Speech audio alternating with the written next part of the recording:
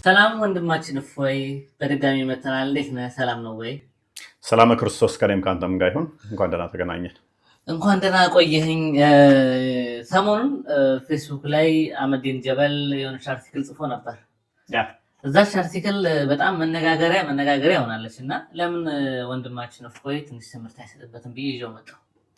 እንግዲህ እኔ አስቀድሜ ያላየሁትም ነበረ። ያው ሪከመንድ አደረከኝ በኋላ ዛሬ ያየሁት መነጋገሪያ እንደሆነም ሰማው። ሪያክሽን እንስራበት፣ ምላሽ እንስጥበት። ብዙ የተሳሳቱ እስልምናንም የሚያፈርሱ ሀሳቦችን ይዟል። ብዙ ክርስቲያኖች ምላሽ የሰጡት ከክርስትና አንጻር ነው።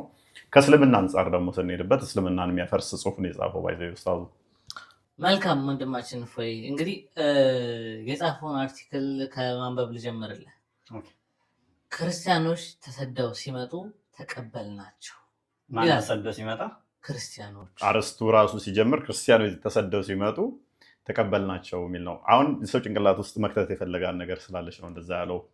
ኢንዲቴል ስገባበት እንደዛ አይደለም፣ ግን ታይትሉን እንደዛ የሰጠው ሰዎችን መመረጃ ነች። ኤኒዌይስ እንቀጥል። በትክክል እንግዲህ አህመዲን ጀበል ጽሁፉን ሲጀምር እንደዚህ ብሏል። እኛ ኢትዮጵያውያኖች ከጥንት ጀምሮ የተለያዩ እምነት ተከታዮች ነበርን። እኛ ኢትዮጵያኖች ነው ያለው። የተለያዩ እምነት ተከታዮች ነበርን። ከመካከለኛው ምስራቅ በቅድሚያ የአይሁድ እምነት ተከታዮች ተሰደው ወደኛ ሲመጡ በእንግድነት ተቀበልናቸው። እነርሱም እምነቱን መስበክ ጀመሩ። ከእኛ ውስጥ ጥቂቶቹ እምነቱን ተቀበሉ ይላል። ይሄ ነገር ምን ያህል እውነትነት አለው? አሁን እኛ ኢትዮጵያኖች እንደዚህ ያደረግን እያለ ተቀበልን፣ አይሁዲነትን፣ አይሁዲ ሃይማኖቶችን ተቀበልን ይላል ሰው። አህመዲን ጀበላውን ሃይማኖቱ ምንድነው አይሁዲ እንዳልሆነ እዚጋ እየተረዳ ነው። ግን ተቀባይ እንደሆነ እምነቱ ምን እንደሆነ ባይገልጸንም ተቀብሎ ከነሱ ውስጥ ደግሞ አይሁዲን የተቀበሉ እንዳሉ ነገረ። ባይዘ አይሁዲ የሚለው እምነት አሁን ያሉትን ፕሪሰፖዝ እያደረገ ስለሆነ ከክርስቶስ ልደት በፊት የነበሩ እነኚህ የአሁኖቹ አይደሉም። እነኞቹ ከልት የሆነ ጤናማም ያልሆነ እምነት ያላቸው ናቸው። በብሉይ ኪዳን የነበሩት ኢትዮጵያ ውስጥም ያሉት ሲከተሉት የነበረው ምንድን ነው ብለን ያልን እንደሆነ ዘዳግም ምዕራፍ 7 ላይ ቁጥር 6 ላይ የእግዚአብሔር ሕዝቦች ይባላሉ። ብሉይ ኪዳንን ኤክሰርሳይዝ ሲያደርጉት የነበሩት የተመረጡት እነሱ እናንተ የአምላካችሁ የእግዚአብሔር ሕዝብ ናችሁ ተብለዋል። የአምላካቸው የእግዚአብሔር ሕዝቦች ናቸው፣ የተመረጡ ናቸው። አይሁዲ የሚለው የአሁኖቹን አይነት እምነት አይደለም የሚከተሉት።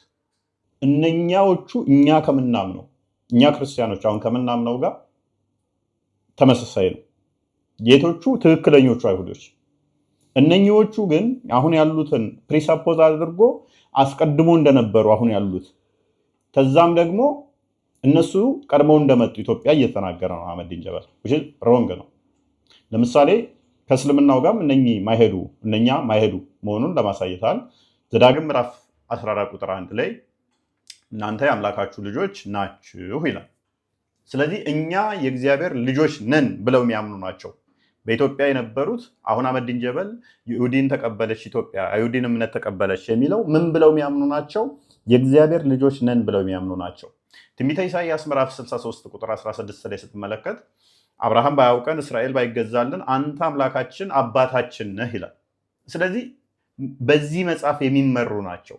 እግዚአብሔርን አምላካችን አባታችን ብለው የሚገዙ ማለት ነው።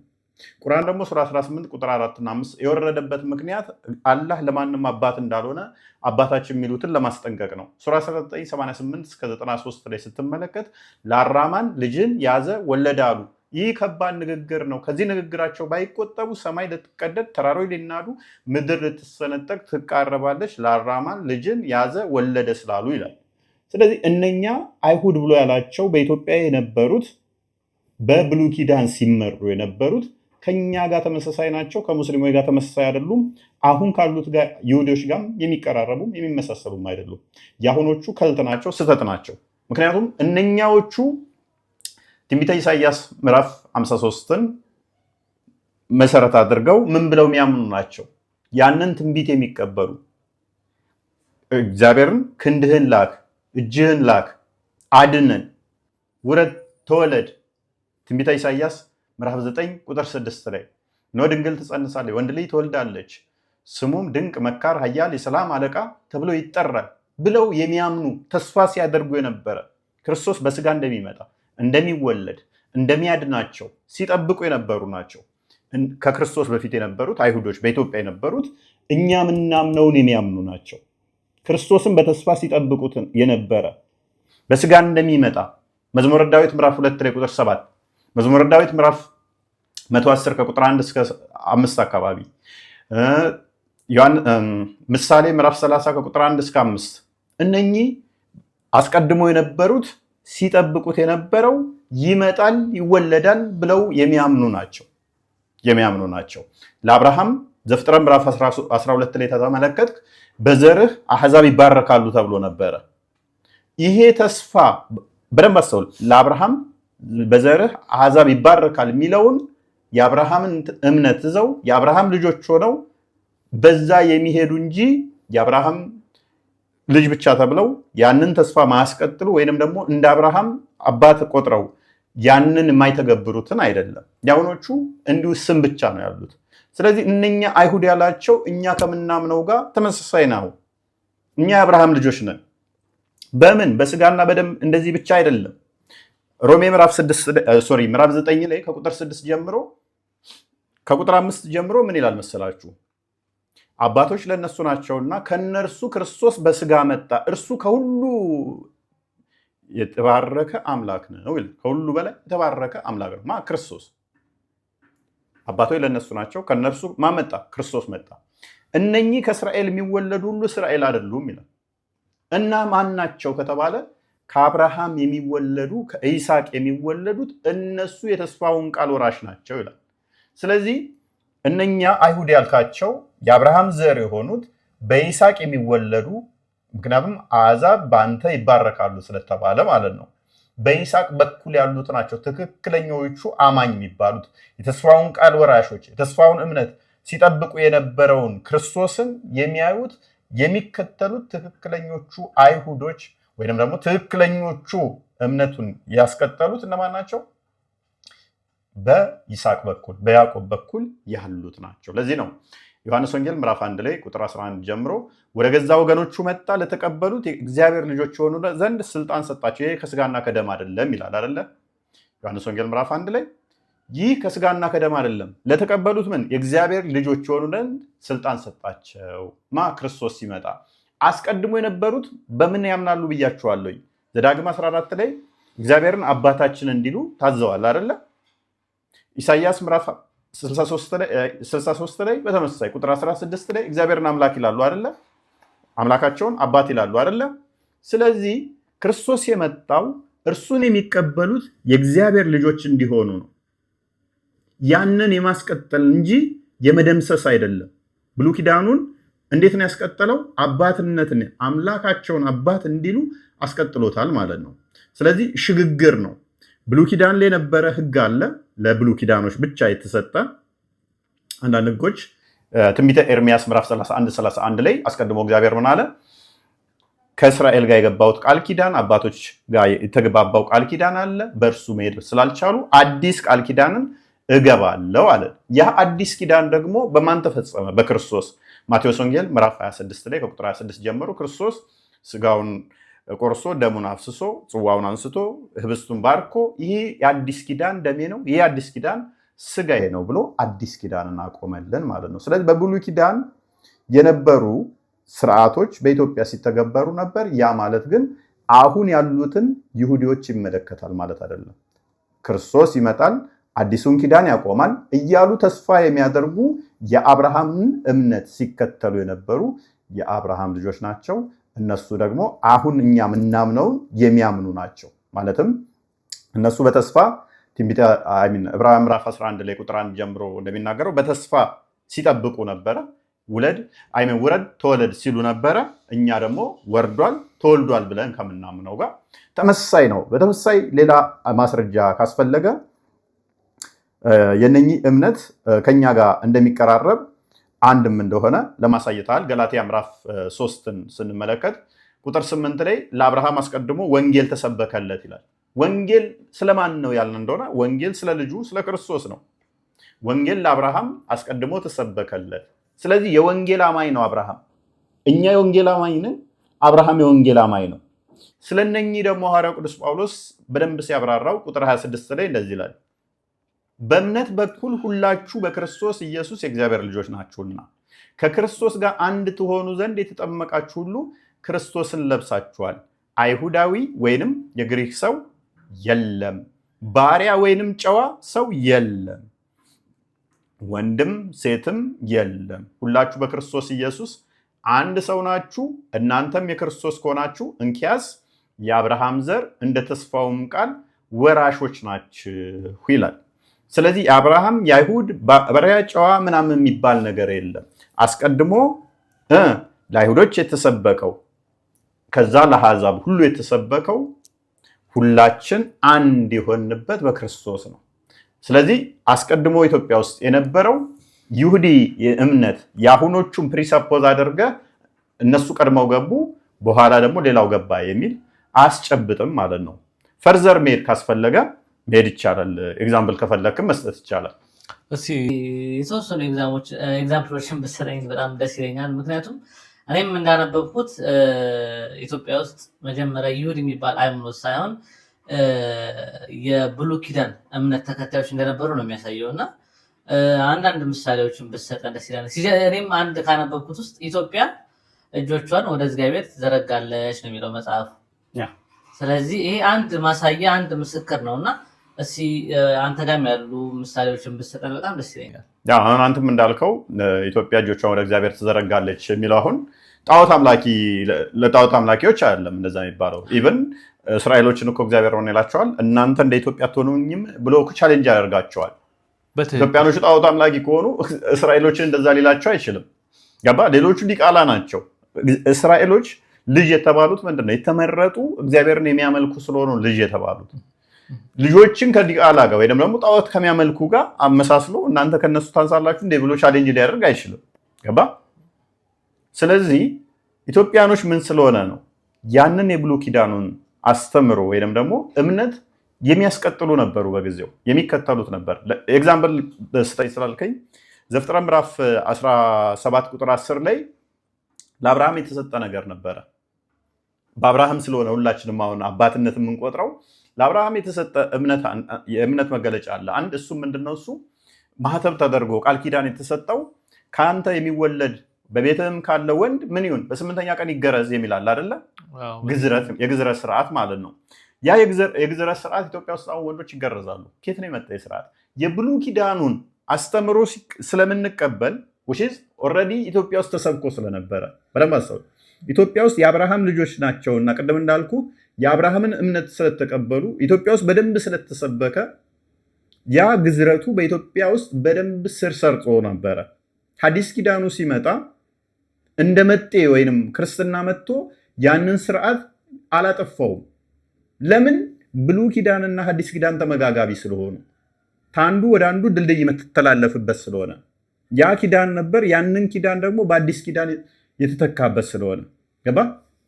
ስለዚህ መገረዝ አለመገረዝ አሁን በአዲስ ኪዳን ላይ ምንም ከንትን ጋር የሚገናኝ አይደለም፣ እንደ ስርዓት ነው። ስርዓቱ ግን ስቲል አዲስ ኪዳን ውስጥም በአዲስ ኪዳን ሰዎችን ስቲል አሁን ልጆቻችን ሲገረዙ ወንድሞቻችን ሲገረዙ ታገኛለህ። ወንድ ልጅ አይደለ? አስቀድሞ ኢትዮጵያ ውስጥ ይህ ባህል ስለተሰራ እንደዛ ቀጥሏል ማለት ነው። በተጨማሪ ከአመጋገብ ጋር የተያያዘ ዘሌዋውያን ምዕራፍ 11 ላይ ከቁጥር 26 ጀምሮ ሰኮናቸው ድፍን የሆኑ የማያመሰኩ በኢትዮጵያ ውስጥ አይበላም አይደል? ለምሳሌ እንደ አህያ፣ ፈረስ፣ በቅሎ ምናምን ነገሮች እነኚህ ምግቦች አሁን ከምን አንጻር ይመስላል ማንበላቸው? ምክንያቱም ይህ አስተምሮ የመጣ ከብሉይ ኪዳን ስለሆነ በብሉይ ኪዳን ውስጥ ኢትዮጵያኖች ይህንን ስርዓት ጠንቅቀው ስለሚያውቁ እግዚአብሔር ለእስራኤሎች ይህንን እንዳበሉ ይህን ብሉ የሚል አስተምሮ ስለሰጠ ኢትዮጵያኖች ደግሞ ያንን ስለተቀበሉ በደንብ አስተውል። ጣዖት አምላኪ ስላልነበሩ ኢትዮጵያኖቹ አህያ መብላት፣ ፈረስ መብላት፣ ግመል እንደዚህ እንትኖቹ መብላት ያላከናወኑት ከዚህ አንጻር ነው። ስቲል እስካሁን ድረስ አይበላም። በእስልምና እኮ አህያ መብላት በካይበር ቀን ያቆመው። አህያ ይበላል። ፈረስ መብላት ይቻላል። አሁንም ፈረስ መብላት፣ ጅብ መብላት ይቻላል በእስልምና። እነኚህ ነገሮች ኢትዮጵያ ውስጥ እስልምና ቢኖር ኖሮ እነኚህ ነገሮች አፐር ሃንድ አግኝተው በሬ ይልቅ ብዙ የፈረስና የአህያ ልኳንና የጅብ ልኳን እንዳታገኝ ነበር። አየህ እነኚህ አስተምሮቶች ስር ሰደው ቤዝመንት ፈጥረው ኢትዮጵያ የምትባለው አመጋገቧ ራሱ ምንድነው የሚለውን ሼፕ አድርገው ያመጡት ከአመጋገብ ጀምሮ የመጽሐፍ ቅዱሱ ነው የብሉይ ኪዳኑ ነው። ይሄንን ደግሞ እኛ እንቀበለዋለን። ገባ? ሐዲስ ኪዳኑ መጥቶ እነኛን ዲሞኒሽ አላደረጋቸው። የብሉይ ኪዳኑን አስተምሮ ይሄ ታዞ ነበር ትክክል ነበር ብለን እንቀበላለን እንጂ ኖ እንደዚህ አይነት አስተምሮ የለም አንልም። እኛ አየህ እንቀበለዋለን ስንል እንደዚህ ሰኮና ብሉ አትብሉ የሚለውን ትእዛዛው እግዚአብሔር ሰጥቶ ነበር ይታመን ነበር ብለን እንቀበላለን። ገባ? ስለዚህ እነኛ አይሁዶች ሲያምኑት የነበረው ከኛም ነጋ የተለየ አይደለም። ተጨማሪ ለምሳሌ ሰንበትን የተመለከትን እንደሆነ ዘጸአት ምዕራፍ 20 ላይ ከቁጥር 6 ጀምሮ ሰንበትን ቀድሰው ይላል አይደለ? ቅዳሜ አሁን እኛ ጋር ሰንበት ነው አይሰራም። አሁን ላይ ሜቢ እንትን ከሆነ እንጂ ገጠሩ ክፍል ላይ ስትሄድ እርሻማ አርስም በቅዳሜ ቅዳሜ እንኳን ስራ ይቀርና ቡና አይወቀጥ ቡና አይቆላውላ የሚሉ እንትኖች አሉ። ይህ ሰንበትን ማክበር ከየት ነው የመጣው? ኢትዮጵያ ውስጥ ጣዖት አምላኪ እንዳልሆን የምታውቀው ከዚህ ነው። አየህ አሁን አህመዲን ጀበል ጣዖት አምላኪ ነበሩ። ከዛ ወዲያ አይሁዲ መጣ። ከዛ በኋላ እንደዛ አድርጎ ሊሰራው ነው የፈለገው እሱ። አየህ እንደዛ ሊሰራ ነበረ። ኖ ሰንበትን ማክበር እንኳን የብሉይ ኪዳኑን ስርዓት አስተምሮ ይተገብሩት ነበር። በተለያየ ቦታ ላይ እኮ መስዋዕት ማቅረቢያዎች እኮ አሉ፣ ትግራይን ጨምሮ በአማራ ክልል ላይ ማለት ነው። የብሉይ ኪዳን መሰዊያ እንትኖቹ ምልክቶች እኮ አሉ። ስቲል የንግስት አዜብ ጋር ሄደችው ሰለሞን ጋር ሄደችውን ጨምሮ ብዙ ታሪኮች እኮ ከኢትዮጵያ ጋር የተያያዘ ማምጣት እንችላለን። የሙሴ ሚስት ኢትዮጵያዊት ነች። የተለያዩ ታሪኮችን ማንሳት ይቻላል። ሊትራሊ ጣዖት አምላኪ ናቸው የሚለውን የአህመዲን ጀበልን ያፈርሰዋል ማለት ነው። አስቀድሞ ጣዖት አምላኪ ነበሩ፣ ከዛ አይሁዶች እንደዚህ ያደረጉት ምናምን የሚለውን ኢቭን እነኚህ አይሁድ ያላቸው ራሱ አይሁዶ ቀድመው ገቡ ያላቸው እነኛ አይሁዶቹ ትክክለኞቹ አይሁዶች በደንብ አስተውል። ትክክለኞቹ አይሁዶች እኛ ምናምነውን ክርስቲያን ምናምነውን የሚያምኑ ናቸው። ገባ? ከኛ ጋር ተመሳሳይ ነው። ወደኛ የሚቀር ናቸው እንጂ ወደ እነኚህ አሁን ካሉት አይሁዶች ጋር የሚገናኝ አይደለም። ክርስቶስ ይመጣል፣ ይወለዳል፣ ያድነናል ብለው ተስፋ ሲያደርጉ የነበሩ ናቸው። ገባ? እንጂ ክርስቶስን የገፉ ማይቀበሉ እንደዚህ ናቸው ማለት አይደለም። እንግዲህ በቂና አመርቂ ምላሽ ሰጥተዋል ብዬ አስባለሁ። እንግዲህ ይሄ አህመዲን ጀበል የተባለው ሰውዬ ሀተታውን ሲጽፍ በጣም ካስገረሙኝ ነገሮች አንዱ ይሄ ነው። ምን ይላል? ስለ ክርስትና አመጣጥ ነው ወደ ኢትዮጵያ የጻፈውና ቀጥሎም እንደ አውሮፓውያን አቆጣጠር በ330 ፍሪምናጦስ በተባለ ወጣት መሪነት ጥቂት የሶሪያ ክርስቲያኖች በስደት ወደ አክሱም መጡ። ጥቂት እንግዲህ ክርስትና በነበረበት ሀገር ነው ክርስቲያኖች መጡ እያለ ያለው እና በእንግድነት ተቀበልናቸው፣ እምነታቸውን እንዲሰብኩ ፈቀድንላቸው፣ ክርስትናን መስበክ ጀመሩ። የአክሱም ንጉስ ኢዛናን ጨምሮ ከኛ ውስጥ ጥቂቶቹ አስመርበት ጥቂቶቹ ክርስትናን ተቀበሉ። በወጣት ፍሪምናጦስ ጳጳስ ፍለጋ ወደ ግብፅ አመራ ይላል። ይህንኛው እንግዲህ በጣም ሌላኛው ድንቁርና የታየበት ጽሁፍ ነው ይመስለኝ። 330 ላይ ገና ክርስትናን በፍሪምናጦስ አማካኝነት ተሰበኩ። ጥቂቶች ክርስትናን ኢዛናን ጨምሮ ጥቂቶች የተቀበሉ ምናምን የሚለው ትርክት የእውቀት ማነስን የሚያሳይ ይመስለኛል። ምክንያቱም በ325 አካባቢ ብዛት የኢትዮጵያ ታሪክ ውስጥ እስከማውቀው እስካነበብኳቸው በ325 ላይ የኢትዮጵያ ብሔራዊ ሃይማኖት የሆነበት ነው። ጥቂቶች የተሰበኩበት ሳይሆን የኢትዮጵያ ብሔራዊ ሃይማኖት የሆነበት ወይም ደግሞ የመንግስት ሃይማኖት የሆነበት 325 ወይም ደግሞ 330 ብንለው እሱ ባለው ራሱ ብዙ ማጣላንም። ይሄ ምንድነው? እሱ ብሔራዊ የመንግስት ሃይማኖት የሆነበት ነው እንጂ ጥቂቶች ተቀበሉ ይባል አይደለም። ይሄ አለማወቁን የሚያሳየ ነው። ለዚህ ማስረጃ ማቅረብ ይቻላል ከተባለ በደንብ ማቅረብ ይቻላል። ማስረጃዎቹን በደንብ አብራራልን እንዲገባው አድርገህ። አንድ የሚታወቅ ኢትዮጵያዊ ጀንደረባ አለ። ሐዋርያት ሥራ ምዕራፍ 8 ላይ የምናገኘው ከቁጥር 26 አካባቢ ጀምሮ ይሄ ኢትዮጵያዊ ጀንደረባ የህንዳኬ የቃሹም ኃላፊ አዛዥ ነው። ይሄ አዛዥ እንግዲህ ጀንደረባ ነው። ይሄ ጀንደረባ አዛዥ ሆነው ወደ እስራኤል ይሄዳል። ምን ለመሆን አትልም አልኩ ለመስገድ አየህ መቼ ነው ይሄ ነው ገና በ34 እንደዚህ 34 35 አካባቢ ላይ ክርስቶስ ባረገ በአመቱ እንደዚህ ማለት ነው አመት እንኳን ባልሞላ ጊዜ ውስጥ አህመዲን ጀበል ክርስትና መች ገባ ነው የሚለን በ330 ይሄንኛው ኢትዮጵያዊ ጀንደረባ ግን ገና በ34 ዓመተ ምህረት አካባቢ ላይ ለመስገድ ወደ ኢየሩሳሌም ሲሄድ ነበር እናስ ታሪኩ እንዴት ነው ያለ እንደሆነ የእግዚአብሔር መልአክ ለፊልጶስ ራእይ ታየለት ተገለጠለት ሂድ በጋዛ መስመር የምታገኘው ሰው አለ እሱን ተገናኘው እሱን አስተምር አስጠምቀው ብሎት ማለት ነው ከዛ ኢትዮጵያዊን ጀንደረባ አገኘው ኢትዮጵያዊ ጀንደረባ ደግሞ ምን እያደረገ ቢያገኘው ጥሩ ነው እያነበበ መጽሐፍ ቅዱስ የብሉይ ኪዳንን መጽሐፍ እያነበበ ነበር ከሚያነበው አንዱ ደግሞ ትንቢተ ኢሳይያስ ነበር ትንቢተ ኢሳይያስ ስለ ክርስቶስ የተተነበየ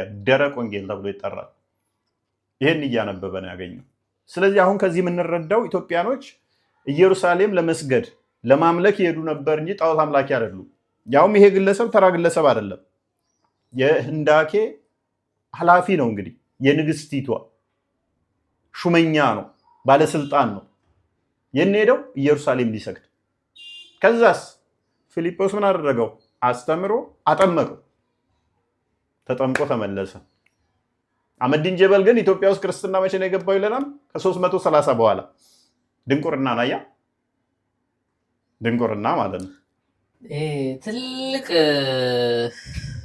ማይምነት ነው ያ በጣም ይገርም ባይዘው ይሄ ኢትዮጵያዊ ጀንደረባ ትንቢት የተነገረለት ሁሉ ነው ምን ላይ ትንቢተ ኢሳይያስ ምዕራፍ 56 ላይ ቁጥር 3 አካባቢ ጀምሮ እግዚአብሔር የተናገረው አለ በቤቴና በቅጥሬ ውስጥ ሰንበቴን የሚጠብቁ ቃል ኪዳኔን የሚጠብቁ ደስ ስላስባሉኝ ጀንደረቦች ይላል በቤቴና በቅጥሬ ውስጥ የማይጠፋ ስም ሰጣቸዋለሁ ይላል ስለማ ስለ ጀንደረቦቼ ሰንበቴን የሚጠብቁ ይላል አይደል ኢትዮጵያዊ ሰንበት እንደምንጠብቅ አሳየው በብሉይ ኪዳን ሰንበት ይጠብቁ ነበር ለነኚህ ጀንደረቦች ደግሞ ምን አለን የማይጠፋ ስም እሰጣቸዋለሁ ስለዚህ ማቴዎስ ወንጌል ምዕራፍ 16 ቁጥር 18 ላይ ክርስቶስ ይመጣና ቤተክርስቲያኑን ይመሰርታል ጴጥሮስም ምን አለው አንተ ጴጥሮስ አንተ አለት ነህ በአንተም ላይ ቤተክርስቲያንን እንሰራለሁ አለ ቤተክርስቲያንን እንሰራለሁ ይኛል የጋንም ደጆች አይችሏትም አለ ትንቢተ ኢሳይያስ ምዕራፍ 56 ላይ ደግሞ ከቁጥር 3 ጀምሮ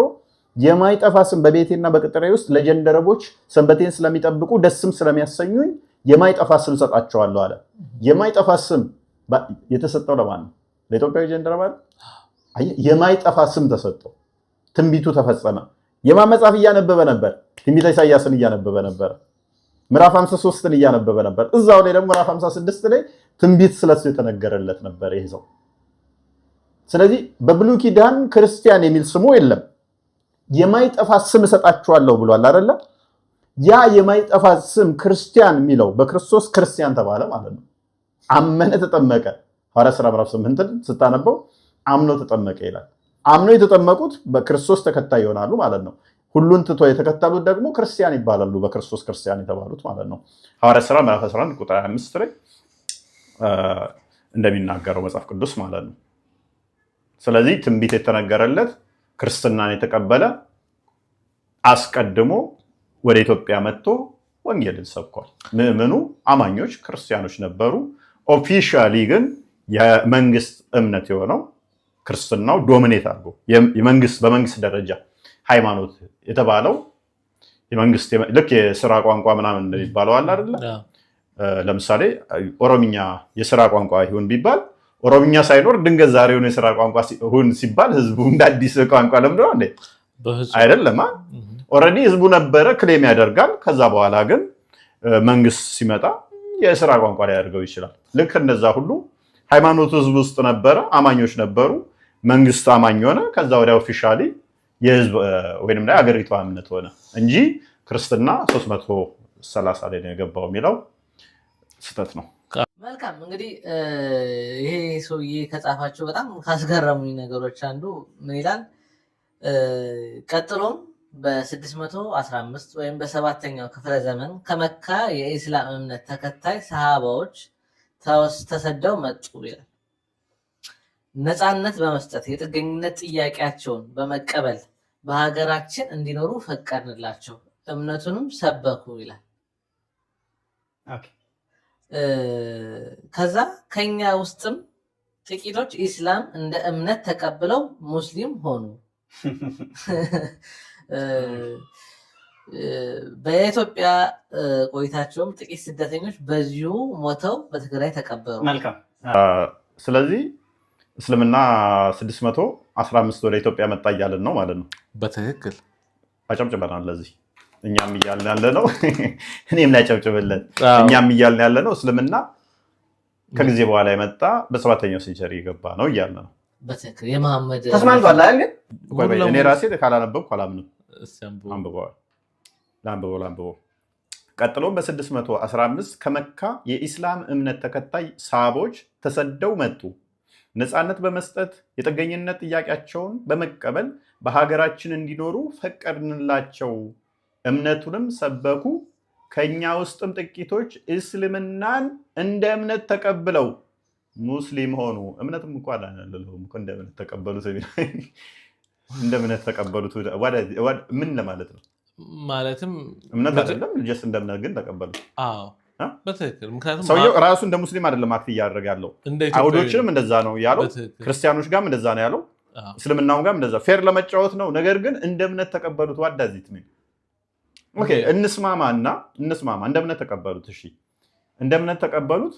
ኦኬ ከዛስ ጥቂቶቹ አመኑ። ያመኑት ሙስሊም ተባሉ። እዚህ ጋር በጣም ይሳተው ሰውየው አለ። እስልምናን አፍርሶታል። እንዴት እስልምናን አፍርሶታል? እንዴት መሰለ? ቅድሚያ ግን ማፈረሱን ከመንገሬ በፊት ከሙሐመድ ጋር እንደሚስማማበት ነገር አለ። ሙሐመድ ችግር ስላለበት ሾት ያደርግ ምን ብሏል ስለ ሙሐመድ?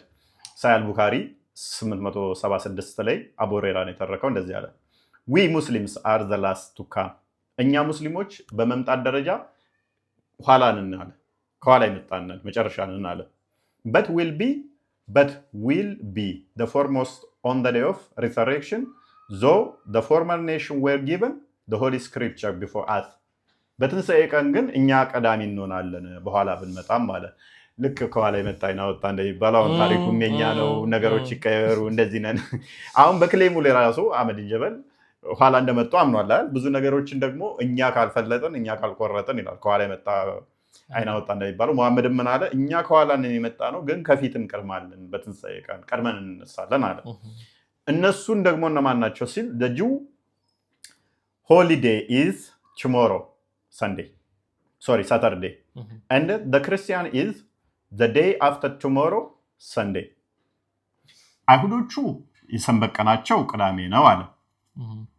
የክርስቲያኖች ደግሞ እሑድ ነው። እኛ ከነሱ ከክርስቲያንና ከአይሁዶች ከኋላ ይመጣነን አለ። ጥሩ ነው። አሁን እዚህ ላይ ተስማምቻለሁ እኔ በሁለቱ በአህመዲን ጀበልም በመሐመድም። በጣም ነው ደስ የሚለው እንጂ ምንድነው ከዚህ የምንረዳው? እስልምና የነቢያት ሃይማኖት ነው የሚለው ውድቅ ይሆናል። በትክክል የነቢያት ሳይሆን የመሐመድ ሃይማኖት ነው። ከመሐመድ በኋላ ነው የመጣው። አህመዲን ጀበልም እንዳለው መጤ ሃይማኖት ነው፣ በ7ኛው ሴንቸሪ ነው ወደ ኢትዮጵያ የመጣው ብሎናል አይደለ? በትክክል ተስማምተናል። ኧረ ጨብጠኝ ቴንክ ዩ ብለን ምክንያቱም ይህንን እኮ ጮማ ዜና ያሰማን አህመዲን ጀበል ክርስቲያኖችን አታክ አደርጋለሁ እንደዚህ ብዬ ተቀባይነት አደርጋለሁ ብሎ ነው አይደል ያሳስበው። እስልምናን ግን ቅርቃር ከቶታል።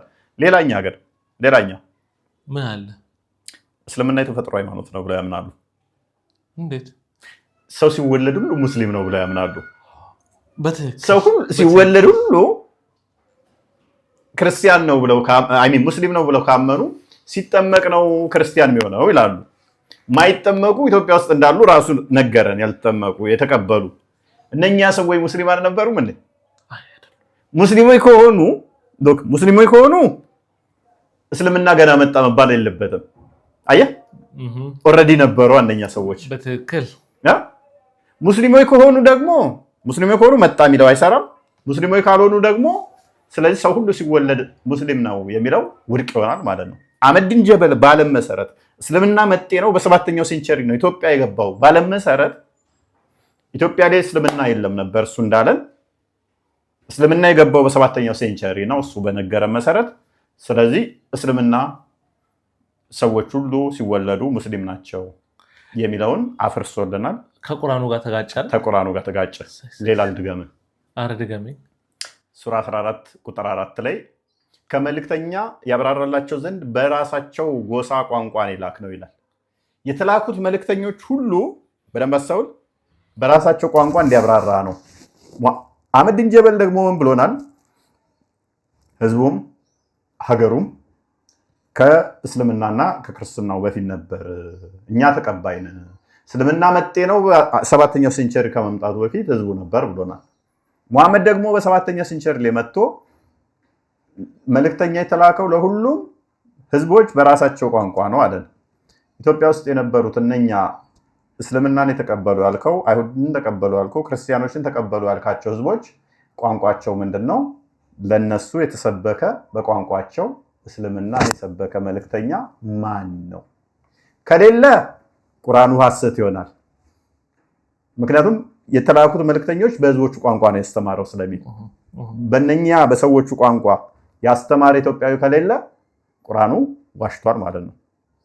ካለ ደግሞ አህመድ ቢን ጀበል ዋሽቷል ማለት ነው። ሌላ አጣብቂኝ ልስጥ። እነኚህ ሰዎች ነው ያልተሰጣቸው አለ እንዳትል ደግሞ ሱራ 35 ቁጥር 24 ላይ ማንኛይቱም ህዝብ በውስጡ አስፈራሪ ያላለፈባት የለም ይላል። በሁሉም ውስጥ በህዝቦች ውስጥ ምን አልፏል ይላል? አስፈራሪ። ኢትዮጵያውያኖች ደግሞ እነኛ ህዝቦቹ ተቀባይ ነበሩ ብሏል አይደለ? ተቀባይ ነበር ነው ራሱን አካቶ አስፈራሪ ያላለፈበት ህዝብ የለም ይላል። የሚያስፈራሩት ደግሞ በምንድነው ብያለሁ? በራሳቸው ቋንቋ፣ በአረብኛ ወይም በሌላ ቋንቋ አይደለም። ግዕዝ ነው በጊዜው ሲነገር የነበረው አስቀድሞ በግዕዝ ያስፈራራቸው ማን ነው? ያስጠነቅቃቸው፣ ያስተማራቸው። እንጨምር። አሁንም ሱራ 16:36 ላይ በየህዝቡ ሁሉ በደንብ አስተውል፣ በየህዝቡ ሁሉ ውስጥ አላህን ተገዙ ጣዖትንም ራቁ በማለት መልእክተኛን በእርግጥ ልከናል ይላል። በየህዝቡ ሁሉ መልእክተኛ ተልኮ ከነበረ አህመድ ቢን ጀበል ደግሞ ምን አለን? በ7ኛው ሴንቸሪ ነው እስልምና ወደ ኢትዮጵያ የገባው ብሎናል አይደለ? ስለዚህ ቁርአኑ ዋሽቷል ማለት ነው። በየህዝቡ ሁሉ መልእክተኛን ልከን አላህን ተገዙ ብለናል። የተላከውም በራሳቸው ቋንቋ ነው የሚለው፣ ስለዚህ ውሸት ነው ማለት ነው። እኔ የሚገርመኝ በዛኛው ሜርክ በዚህኛው ሜርክ እስልምና ውሸትና ውሸት ነው። አሁን ቱ ኦፕሽን ያላቸው ከሁለት አንዱን ግን ይመርጣሉ። ወይ ቁርአን ይመርጣሉ ወይ አህመድ ቢን ጀበልን ይመርጣሉ። ምክንያቱም ቁርአኑ ኦልሬዲ ለህዝቦች ሁሉ በራሳቸው ቋንቋ መልእክተኛ ተልኮ ተሰብኳል ይላል። አህመድ ቢን ጀበል ደግሞ ነው ለህዝቦቹ የተሰበከው መቼ ነው ይለናል? በ7ኛው ሴንቸሪ ነው ይለናል። እንጨምር፣ አርጉመንቱን ትንሽ ከፍ አድርገው። አህመድ ቢን ጀበል ለምን ከአንዱኛው ኡስታዝ ጋር ለምን አናጋጨው? እነሱ እንደሆነ ግጭት የለመዱት ነው ሲበልልኝ። ይሄንን ኡስታዝ ታውቀዋለህ? የታሪክ ተመራማሪ ነው ይሉታል። ማን ነው? አብዱል ጀሊል አሊ ሼክ አሊ ካሳ የሚባለው መጽሐፍ ጽፏል። ምን ብሎ? መጽሐፉ እንደዚህ ይላል። ርዕሱ እስልምና በኢትዮጵያ ከቅድመ ክርስቶስ እስከ ዛሬ። አልሰማሁትም፣ ድገምልኝ። እስልምና ቤት በኢትዮጵያ መቼ? ከቅድመ ክርስቶስ እስከ ዛሬ። ከክርስቶስ በፊት እስከ ዛሬ ምን እስልምና። አህመድ ቢን ጀበል ደግሞ መቼ ነው እስልምና ኢትዮጵያ ገባው አለ? 7ኛው ሴንቸሪ ላይ። ይሄንኛው ኡስታዝ ደግሞ ምን አለ? እስልምና ከክርስቶስ በፊት በኢትዮጵያ። ሁለቱ ናቸው ዲቤት መቀመጥ ያለባቸው። እኔ እኮ ግራ የሚገባኝ ነገር እንደው ለመዋሸት ሲወጡ እንኳን ምን አለ ተነጋግረው እንኳን ቢወጡ አሁን። ስለዚህ ይሄንኛው ሰውዬ መጽሐፍ ጻፈ በኢትዮጵያ ላይ ከክርስቶስ በፊት እስልምና አለ ብሎ ምናምን ተብሎ ብዙ አባራ ሲነሳ ነበረ። አህመድ ቢን ጀበል ደግሞ መጣና ሁሉም ሃይማኖቶች መጤ ናቸው፣ እስልምና የመጣው በ7ኛው ሴንቸሪ ነው አይታወቅም። ስለዚህ ውይይቱ አሁን የሚሆነው አህመድ ቢን ጀበልና የታሪክ ተመራማሪ ነው የሚሉት አብዱል ጀሊል ሼህ አሊ ካሳ የሚባለው ይሆናል ማለት ነው። ሁለቱ ይወያዩ። መልካም ወንድም እፎይ፣ እንግዲህ እርስ በርሳቸው እንዲባሉ እንዲፋጁ ሜዳውን ሰጥታቸዋል። ከላይ በተጠቀሰው መልኩ ይላል ጽሁፉን ሲቀጥል፣ ከላይ በተጠቀሰው መልኩ መጤ ስደተኞች ሲሰበከውን እምነት እየተከተልን ዘለቅ። ከእምነቶቹ መምጣት በፊት ሀገርና ህዝብ ነበር ጨዋጨዋ ሲጫወት ያሻቸውን ይበሉ። እኛ ኢትዮጵያውያን ሙስሊሞች ተሰደው ሲመጡ በመቀበላችን እንኮራለን፣ ክርስቲያኖች ተሰደው በመቀበላችን ደግሞ እንኮራለን ይላል። ቸርሰን ሰብት ይላል። ያ ጥሩ ነው። እዚህ ጋር ምንድነው እሱ ብዙ ነገሮች ስህተት ከሰራ በኋላ በሰላም እንኑር አይነት እንትን ክሌም ነው። ቅድም እንዳልኩ ያፈረሰው እስልምና ዶግማ አለ። እስልምና የተፈጥሮ ሃይማኖት ነው። ሰው ሁሉ ሲወለድ እስልምና ልክ እንደ ጆሮ እንደ አይናችን እዘን የምንወለደው ነው የሚለውን ተራ መፈክርና የተሳሳተ ግምት ወይም አስተምሮ ስላፈረሰልን አህመዲን ጀበልን እናመሰግናለን። ግን አንድ እምነት መጤ ነው አይደለም የሚባለው ከዛ በኋላ የሚያሳያቸው በውስጡ የያዛቸው ነገሮች ነው። ለምሳሌ ክርስትናው መጤ አይደለም ስንል ኢትዮጵያ የተሰራችው ራሱ ጅማቷና ደምስሯ ክርስትና ስለሆነ ነው። ታሪኮቿን ስታይ እንዳለ የኢትዮጵያን ታሪክ የምታገኘው በቤተክርስቲያን ውስጥ ነው። ኢትዮጵያ ማነች፣ እንዴት ነች፣ ከየት እስከ የት የሚለውን ታሪኳ ያለው በቤተክርስቲያን ታሪክ ውስጥ ነው ማለት ነው። ተነገስታቶቿን ብትጠራን የኢትዮጵያ ነገስታቶችን ያቆዩዋትን ተፋልመው ያመጧትን ስታይ በቤተክርስቲያን ውስጥ ነው። ፊደል ቀርጻ ብራና ዳምጣ ስነ ጽሁፍ ያስተማረች ቤተክርስቲያን ነች። ኢትዮጵያ ስትል የራሷ ፊደል ያላት ስትል ቤተክርስቲያን ነው የምትጠራው። ያንን ፊደል የሰጠችው አረብኛ አይደለም የምንመራው። ገባ? እስልምናው መጤ ነው ስንል አረብኛ ጭኖብህ ከአረቦቹ ያመጣውን እዘህ ነው። እኛ ግን የራሳችንን ፊደል የሰራችልን ቤተክርስቲያኒቱ ከሀገሪቱ ጋር ሀገሪቱን የገነባችው ሀገሪቷ ስትል ከቤተክርስቲያኒቱ ማንነት ጥላት መሆኑን ከዚህ ትረዳለህ። ገባ? መጤ ነው ስንል የአረብ ባህልን የአረብ ካልቸርን እዛ ስላልመጣች ነው። የራሷን ዘመን አቆጣጠር ስትሰጥህ አየህ፣ ያ ዘመን አቆጣጠር ኬት ነው? የኢትዮጵያዊ ዘመን አቆጣጠር ስትል የኢትዮጵያን ዘመን አቆጣጠር ከቤተክርስቲያኒቱ ነው የምትቀዳው። አየህ፣ ቋንቋ ስትል በራስ ቋንቋ እየቀደስክ በራስ ቋንቋ እየጻፍክ ነው መጽሐፍን። በራስ ቋንቋ ጸሎት እያደረግክ ነው። በእስልምና አዛን እንኳን የሚሉት በአረብኛ ነው። መጤ ስንል ምን እያልን ነው? የራሳቸውን ባህልና ቋንቋ የረሱ እያለ ነው አይደለ? ምክንያቱም አዛን ሲሉ ጸሎት ሲያደርጉ ሶላት ላይ አረብኛ ነው የሚጠቀሙት። የኢትዮጵያ ክርስቲያንስ በራሱ ቋንቋ አማርኛ ከቻለ በአማርኛ፣ ኦሮምኛ ከቻለ በኦሮምኛ፣ እንግሊዝኛ ከቻለ በእንግሊዝኛ፣ ትግርኛ ከቻለ በትግርኛ በራሱ ነው። አያ ክርስትናው ከስር መሰረቱ አብሮ ስላለ ከሀገሩ ጋር የዛን ሀገር ባህል ተቀብሎ የሚቀጥል ነው። እስልምናው ግን መጥቶ የሚጭንብህ ነው።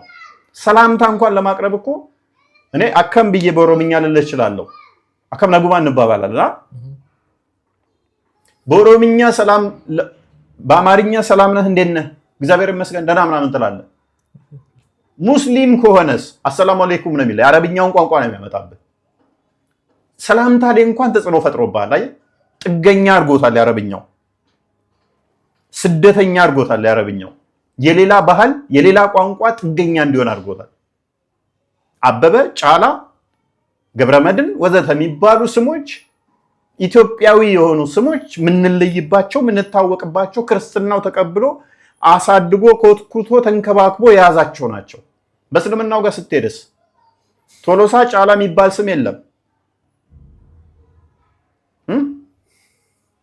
ለምን? ሙሐመድ፣ ከድር ምናምን የሚባሉ የአረብኛው ስም ተጭኖባቸዋል። አይ ስም አወጣት ጀምሮ አረብኛው መምሰል አለበት። ካለባበስ ጀምሮ ከስም አወጣት ጀምሮ አዛን ከማድረግ ጸሎት ከማድረግ ጀምሮ አረብኛው ነው። ሰላምታ ለመመላለስ እንኳን ኦሮምኛውን ወይ አማርኛው ወይ ትግርኛውን አይደለም የሚጠቀመው፣ አረብኛውን ነው የሚጠቀሙ ክርስትናው። ስለዚህ የኢትዮጵያ የተሰራችው የምትታወቅበትን ኮትኩቶ ተንከባክቦ እዞ አሳድጎ ያለ ነው። መጤ ልትለው አችልም ማለት ነው ክርስትናው። ልክ በዩኔስኮ የተመዘገቡ ትላልቅ የተለያዩ እድሜ ጠገብ ታሪኮቹን እንኳን ብትዋቸው ይሄ የኢትዮጵያ መገለጫ መለያ የምትላቸው እንዳሉ ክርስትናው ተቀብሎ ተንከባክቦ የያዛቸው ናቸው። እስልምናው ግን አረቦችን ለመምሰል የሚጋጋጥ ከነሱ የመጣ ስለሆነ እነሱን ካልመሰልኩ እያለ የሚፈራገጥ ነው። ከዛ አንጻር ነው ስደተኛ የሚያስብለው። አንድም ቅድም እንዳልኩ ግን የብሉይ ኪዳንን በኦሪቱ የነበረውን ስተገብር ነበር። ከብሉይ ኪዳን ወደ አዲስ ኪዳን የተሸጋገርን እንጂ ስደተኛ የሚያስብለን አይደለም። እሱ እንዳለውም ደግሞ በ330 ክርስትና የተሰበከ ገና አይደለም። አስቀድሞ ጀንደረባው ኢትዮጵያ የሰበከው ነው። የሆኑ መጤዎች መጥተው የሰበኩንም አይደለም። ራሱ ኢትዮጵያዊ ሄዶ ክርስትናን ተቀብሎ መጥቶ ክርስትናን የሰበከ የእነኛ ልጆች ነን። በጣም ደስ ይላል። አንጀት አርስ መልስ ነው የመለስክለት። በእርግጠኝነት ደግሞ እንደሚያየው አውቃለሁ። እርስ በርሳቸውም ዲቤት እንዲያደርጉ መድረኩን ሰጥታቸዋል፣ በደንብ እንዲወያዩ። በጣም የሚያስደስት ቆይታ ነበር ያደረግነው። ወንድማችን እፎይ፣ በመጨረሻ የምትለው ነገር ካለ በለንና እንሰናበት። ቸር ሰንብቱ። ቴንክ ዩ። ውድ የእፎይ ቲዩብ ተከታታዮች ሁላችሁ ሰብስክራይብ በማድረግ 100 ሺህ እንዲገባ ሰብስክራይብ በማድረግ ደግሞ ላይክ በማድረግ ደግሞ ቤቱን እንድታግዙ በአክብሮት እንጠይቃለን። ሜምበርሺፑ እንዳይረሳ። ለነበረን ቆይታ እናመሰግናለን።